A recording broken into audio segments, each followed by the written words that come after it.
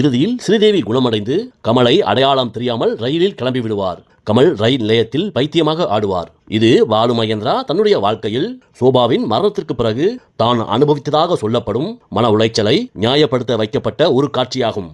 நான் சோபாவை அவ்வளவு நேசித்தேன், ஆனால் சோபா என்னை அடையாளம் தெரியாமல் இறந்து போய்விட்டாள் என்று தன்னை ஒரு அப்பாவி பலியாக உலகிற்கு காட்டிக்கொண்டார். நடிகர் கமலஹாசன் ஒரு நேர்காணலில் அப்பட்டமாக இதை விளக்கினார். பாலு மகேந்திரா இந்த கதையை சொன்னபோதே எனக்கு தெரிந்தது, இது அவரது சொந்த வாழ்க்கையின் பிரதிபலிப்பு என்று.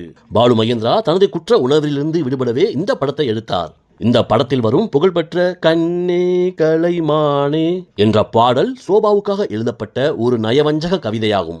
ஒரு பெண்ணை தற்கொலைக்கு தூண்டிவிட்டு அவளது மரணத்திற்கு பிறகு அவளுக்காக ஒரு உருக்கமான பாடலை வைத்து மொத்த தமிழ்நாட்டையும் அளவைத்தாரே, அதுதான் பாலு மகேந்திராவின் உச்சகட்ட தந்திரம். பாலு மகேந்திரா மக்களின் அனுதாபத்தை பெற்று தன்னுடைய குற்றங்களை காதல் என்ற பெயரில் புனிதப்படுத்தி